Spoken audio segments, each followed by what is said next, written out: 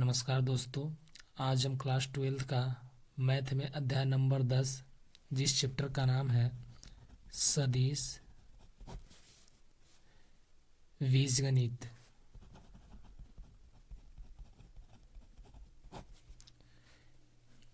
जिसे इंग्लिश में हम वेक्टर अलजेब्रा के नाम से जानते हैं।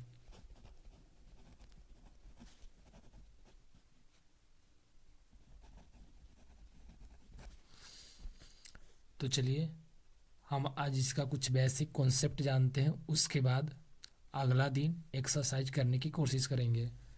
तो सबसे पहले आपको इसमें यह जानना होगा कि राशि कितने प्रकार के होते हैं। आप सभी लोगों ने भौतिक जो होता है सब्जेक्ट, उसमें आप पढ़ चुके होंगे कि राशि क्या होता है। आप नहीं पढ़े हैं तो मैं बता देना चाहता हूँ, राशि दो प्रकार के होते हैं।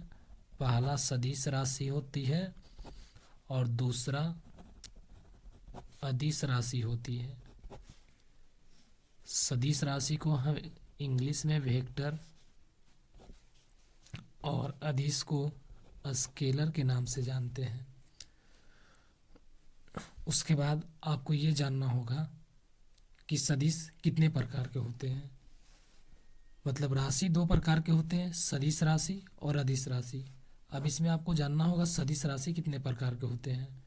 तो सदिश राशि नियमतः 6 प्रकार के होते हैं। इसमें पहला आपका आता है शून्य सदिश। शून्य सदिश जिसे हम इंग्लिश में जीरो वेक्टर के नाम से जानते हैं। तो हम आपको बता देना चाहते हैं कि शून्य सदिश क्या है। शून्य सदिश हम उसे कहते हैं जब दो सदिशों को आपस में हल करें और उसका मान शून्य आ जाए।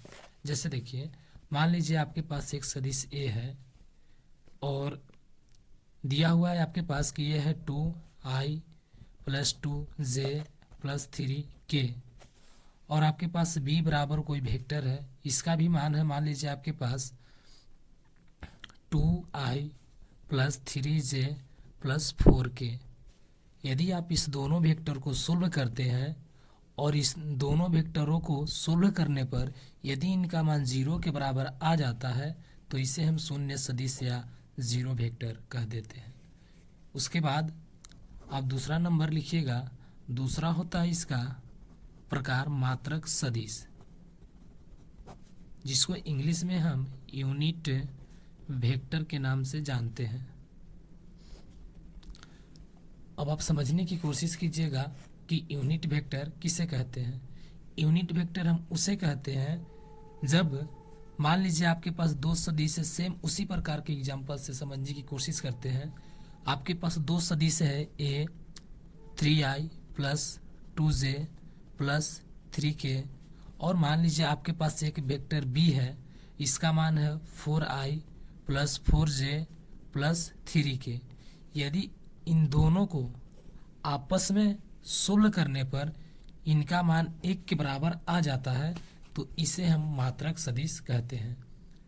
यदि आपको इसका परिभाषा बनाना हो तो आप ऐसे बना सकते हैं, दो भिन्न भिन्न सदिशों को आपस में हल करने पर यदि उनका मान 1 के बराबर आ जाता है तो उसे हम मात्रक सदिश कह देते हैं। अब हम सदिश का तीसरा प्रकार पढ़ेंगे जो है सआदिम सदिश। सआदिम सदिश, इसको इंग्लिश में हम लोग कहते हैं को-इनिटियल वेक्टर। को-इनिटियल वेक्टर। अब आप इसे समझने की कोशिश कीजिएगा कि सआदिम सदिश किसे कहते हैं। इसमें कुछ ज़्यादा समझने वाली बात नहीं है। इसमें कुछ नहीं होता, आपके पास एक बिंदु होता है। ये मान लीजिए आपके पास है प्रारंभिक बिंदु। अब इस बिंदु से आप कितने सदिश की रचना कर सकते हैं। मान लीजिए हम इस बिंदु से एक सदिश की रचना कर दिए, उसके बाद और इस बिंदु से एक सदिश और की रचना कर दिए, इस बिंदु से एक सदिश और की रचना कर दिए। कहने का मतलब यह है कि सआदिम सदिश में यह होता है कि किन्हीं एक प्रारंभिक बिंदु से एक नहीं बल्कि एक से अधिक सदिश की रचना की जाती है। जैसे मान लीजिए दोबारा से आपके पास ये एक प्रारंभिक बिंदु है, यहाँ से आप एक वेक्टर ऐसे बनाते हैं। तो यदि एक प्रारंभिक बिंदु से एक वेक्टर बनाइएगा तो यह सआदिम सदिश नहीं होगा, लेकिन एक प्रारंभिक बिंदु से आप 2-3 वेक्टर बना देते हैं। जैसे देखिए मैं यहाँ 3 वेक्टर बना दिया तो यह सह आदिम सदिश हो गया। कहने का मतलब यह है कि एक प्रारंभिक बिंदु से एक या एक से अधिक वेक्टर खींचा जाए उसे हम सह आदिम सदिश कहते हैं। अब हम बात करेंगे सदिश का चौथा प्रकार, जिसे हम कहते हैं संरेख सदिश। संरेख सदिश, संरेख सदिश को हम इंग्लिश में कोलिनियर वेक्टर कहते हैं। कोलिनियर।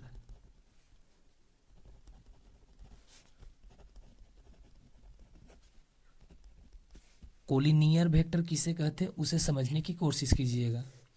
कोलिनियर वेक्टर में कुछ नहीं होता, बस आपको थोड़ा सा बात ध्यान देना होगा। मान लीजिए आपके पास एक रेखा दिया हुआ है, ये आपके पास मान लीजिए एक रेखा है। इस रेखा पर आपके पास 2-3 सदिश है। मान लीजिए एक सदिश ये हुआ, एक सदिश ये हुआ और एक सदिश ये हुआ। तो जब 3 या 4 या 5 या कितना भी सदिश हो, यदि वो एक ही रेखा पर हो और सेम दूरी पर हो, जैसे कि आप यहाँ देख सकते हैं ए वेक्टर मान लीजिए 5 सेंटीमीटर पर है तो बी वेक्टर को भी 5 सेंटीमीटर पर होनी चाहिए और सी वेक्टर भी 5 सेंटीमीटर पर ही होनी चाहिए।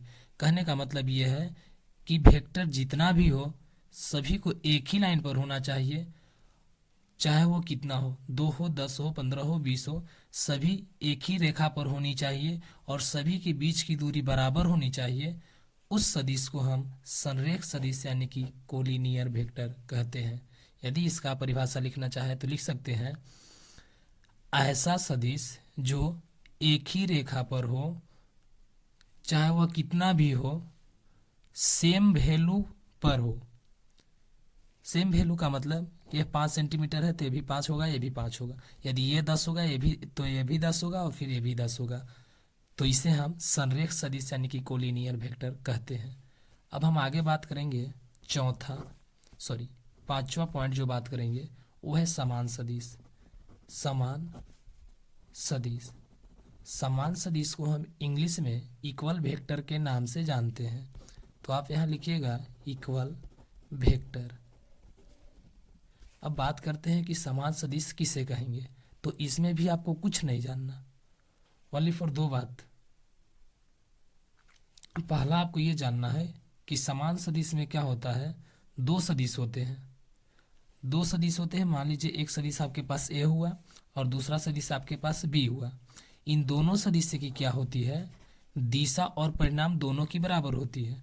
कहने का मतलब ये है कि मान लीजिए ए सदिश उत्तर दिशा में जा रहा है तो सदिश से बी भी उत्तर दिशा में जाएगा। ऐसा नहीं है कि सदिश ए उत्तर दिशा में जा रहा है और सदिश से बी दक्षिण दिशा में चला गया तो यह समान सदिश नहीं होगा, बल्कि ये समान सदिश होंगे। तो कहने का मतलब ये है कि सामान्य सदिश में जो भी 2 सदिश होते हैं उनकी दिशा समान होती है और उनकी वैल्यू भी बराबर होता है। मान लीजिए सदिश ए का मान 5 है तो सदिश से बी का मान भी 5 होना चाहिए। तो यदि आप इसका परिभाषा लिखना चाहते हैं तो आप इसे ऐसे लिख सकते हैं कि 2 ऐसा सदिश जिनका दिशा और परिणाम दोनों समान होते हैं यानी कि इक्वल होते हैं या बराबर होते हैं तो उसे हम समान सदिश कहते हैं। समान सदिश कहते हैं। अब सदिश का लास्ट प्रकार 5वां, ऋणात्मक सदिश।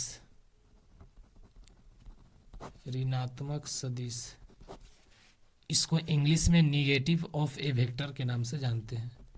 Negative of A vector. Negative सदिश में क्या होता है, इसमें परिणाम तो बराबर होते हैं। जैसे यहाँ आप देखें दोनों का परिणाम बराबर है 5-5, तो इसमें परिणाम बराबर होंगे। यहाँ 5 है तो यहाँ भी 5 होंगे, लेकिन इसमें क्या होगा, इसमें दिशा विपरीत हो जाएंगे। जैसे देखिए इसमें दिशा एक तरफ था, इसमें क्या होंगे, दिशा विपरीत हो जाएंगे, ये ऐसे। कहने का मतलब ये है कि इसमें क्या हो रहा था, परिणाम भी और दिशा भी दोनों बराबर हो रहा तो समान सदिश से कहला रहा था। लेकिन ऋणात्मक सदिश में क्या होता है, मान तो दोनों का बराबर होता है।